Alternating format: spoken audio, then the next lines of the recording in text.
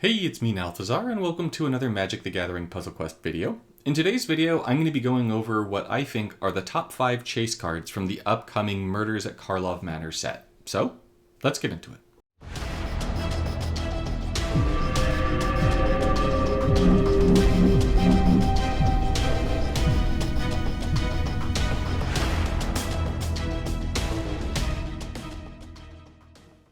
I'm going about this a little bit differently than I have in the past, and so I'd really love your guys' feedback on how you feel about me making the chase list like this. So, historically, I've done it where I have a Mythic and Masterpiece chase list, and then a Common, Uncommon, and Rare chase list. But this upcoming set just has so many cards that I think are going to be really interesting and unique and playable, that I wanted to boil down this first video to just be the 5 cards that I think will be the best cards from the set, just looking at everything at the beginning.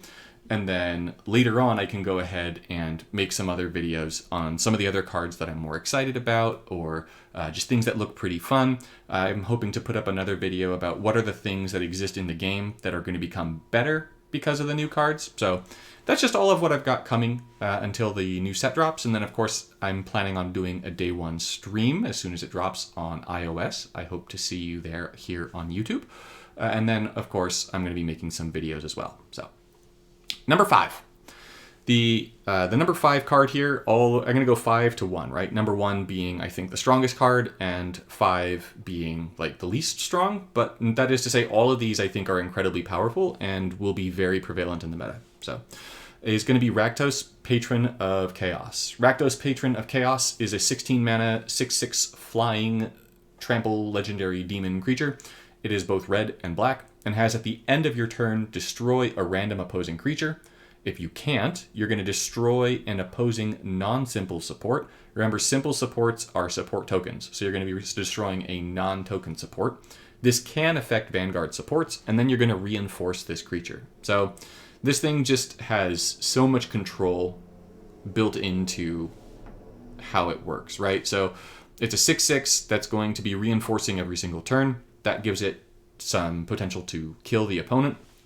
And then it's also going to be getting rid of either creatures and prioritizing creatures, or supports. And because it's going to be prioritizing and only, I guess, affecting non-simple supports, that means that you're really going to be getting rid of the good stuff. As this doesn't specify non-land, this will also get rid of lands. It'll get rid of Planeswalker emblems, and it'll get rid of Vanguards. So this thing really gets rid of all the different threats that exist in the game. There's a lot of tremendously powerful supports in this set. You're going to see a little bit higher on in the chase list. And so I think that this card is going to be a card that you're going to really want to have in your collection. Definitely a chase-worthy card. Oh, of course, we've got the full art variant. I meant to go over here. The next card is one of those supports. It's Layline of the Guild Pact. Main Loop revealed this card, or spoiled this card, on his channel. This was one of the cards that Webcore gave him to spoil, and it is insane. There are actually 2 cards that are going to function kind of like this one does, but this one, I think, is significantly better than the other one, as this one is going to convert 6 gems to your Planeswalker colors, whereas the other one is going to be converting, it's called Cryptex, is going to be converting 5 gems to one of your greatest mana bonuses. But with this one, you'll know that I'm a big fan of monocolored Planeswalkers. I think that they're very powerful. I think that they have the most, I know that they have the best mana generation and the most consistency. And so whenever we get multicolor cards, monocolor walkers get stronger. We have a lot of multicolor cards that are going to be available to us in this set, and just generally available to us in the meta right now. And so this thing converting 6 gems every single turn is going to be absolutely massive. It's so much gem conversion. You're going to get so much mana out of this thing.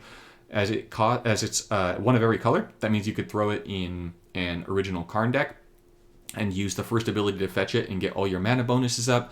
It means that if you're running any kind of Mox in your deck, you're going to be able to play this thing for free using the Moxes.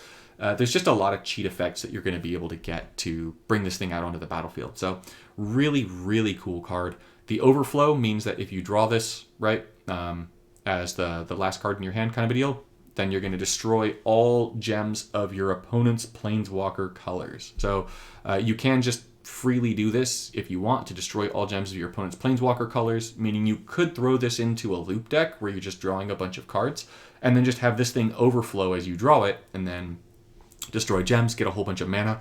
And so it's really powerful. Everything about this card screams amazing to me. So this is one of the ones that I'm going to be looking out for. I know it's tricky to wind up getting some of the rares. You can't target them as easily, but if you have a way of targeting this, you should definitely do it. Specifically, by the way, for Overflow, the reading is that when it enters your hand, if you have 5 or more cards in your hand, you exile it and the special effect happens, right? So just you draw it when you've got 5 cards.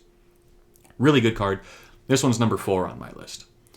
Number 3 is going to be a double-sided card. It's going to be Push and Pull. Push and Pull is just a remarkable card for a whole bunch of reasons. It's a 12 mana destroy all creatures card that has 3 colors in it. So you can run it in white, you can run it in black, you can run it in red. We're going to have access to this card for 3 years. Removal is just king in this game for me. Like just having good removal. And what's so great about this card is, well, actually, there's a few things. The first one is it has red. So this enables us to run Koth more easily. Koth on a red match gets 12 mana, which is exactly enough to cast this thing. So it'll be really easy to cast with Koth. Either way, if you're running a white or a black walker, you'll be able to cast this really easily as well. And then not only is this going to be a tricolor card, which you can then potentially cast with Meeting of the Five, but it's got a flip side, Pull, which means that you've got removal for if you need to just wipe the board. And if you don't need to wipe the board and you get it, you can play it for the pull side. And pull is a very, very powerful effect as well, in that it's going to return the first 3 creature cards from your graveyard to play and then give them haste and berserker. So not only can you go ahead and just repeatedly wipe the board with the one side, but then if you wind up playing the other side, you could bring back all the things that you destroyed with the first side and then give yourself some really, really solid board positioning as well. So this card can serve either as removal to keep yourself in the game or as a kill card. And so I really think that this here is going to be a card that you're going to be seeing a lot of. One main question with this is really just going to be, does it auto cast or is it a confirm cancel prompt? Because if you're going to be running this in a Meeting of the Five deck, you're probably going to be running some other creatures, maybe Xander, maybe Jaleva, maybe Blade Coil Serpent, maybe something else. But nonetheless, you're going to want to be able to stop this thing from casting so you can get some silly things going. But we'll have to see when the set releases. Either way, I think this card is going to be phenomenal and is absolutely going to be worth chasing for you guys. Number 2 on my list is going to be one of the cases. It's going to be Case of the Ransacked Lab. Case of the Ransacked Lab is just insane, right? So it's a 12 mana, 4 shield, enchantment case support. At the beginning of your turn, you're going to reduce the cost of all cards in your hand by 1. That's a permanent reduction. Then to solve this, meaning to get the emblem, if you've cast 6 or more total cards, it's going to gain the solved emblem. That's not at the beginning of your turn. It's just if you've cast 6 or more cards. So if you start yourself looping, this thing will wind up getting the emblem as you're looping and gain the solved, which means solved, when you cast a spell, draw a card and give it 5 mana. So, oh man, this bottom bit's insane. Every time you cast a spell, draw a card and give it 5 mana. So I'm pretty sure that a lot of you've got the cogs whirring in your head, but you can run conversion with this thing. You can run other forms of mana gain. You can run other little fetchy things. But either way, with this card, you're going to be drawing a ton of cards. You're going to be playing a ton of cards. And you're going to be getting a whole bunch of random shenanigans to happen as a result of this thing existing. It's also going to pair incredibly well with the number 1 chase card on this list. But that aside, even on its own, if you get this, there will be a lot of ways you can break this very, very easily. It screams power in the best and also in the worst possible way, because this is going to enable some pretty crazy loops, I think. Fortunately, it just draws a card and gives 5 mana to the card that's drawn, as opposed to just giving you 5 mana to your hand, so that you're not just stacking a bunch of 5 mana like you would with Wizard class, where the mana just starts going to everything. And so I think that right there is enough of a prohibitor that this thing may not be entirely broken. But yeah, this is gonna be crazy. Like good levels of crazy, right? Good levels of crazy. And then of course, from our last set, we had Captain Ripley Vance enter the game, right? And that one makes it so whenever you cast a spell, you're going to deal 6 damage to your opponent's Planeswalker. You can pair these together, just get a whole bunch of pinging to your opponent. A lot of different effects like that, actually, for that matter. But nonetheless, there's a lot of goodness. I think that this is going to be very, very deadly. You're going to see some Rawl decks running this, and you're going to soil yourself. Nope, I did it again. Number 1 chase card from the whole set, I think will come as a surprise to no one, and that's Knowledge is Power. Knowledge is Power just looks crazy, like super crazy. The Blue Man Group came out in force, and they're ready to help your opponent blue themselves, or whatever you want to call it. This thing is a 20 mana masterpiece. It is a support. It is both white and blue, meaning that gives us some flexibility in what decks we're going to run it in. And it has, when you draw a card during your turn, reinforce each creature you control until end of turn and gain 2 mana. So, oh lord. This, I did again, with this, drawing all those cards, now we're giving the mana to the front card as well, is going to enable some crazy loops. Not only that, but let's pretend that you run this with, I don't know, Gaia's Revenge, right? Someone commented on my YouTube video, Gaia's Revenge and Nissa's Revelation to draw 5 cards, right? Nissa is going to make Gaia reinforce 5 times, and then you're going to get, 10 mana, and Gaia is going to be swinging.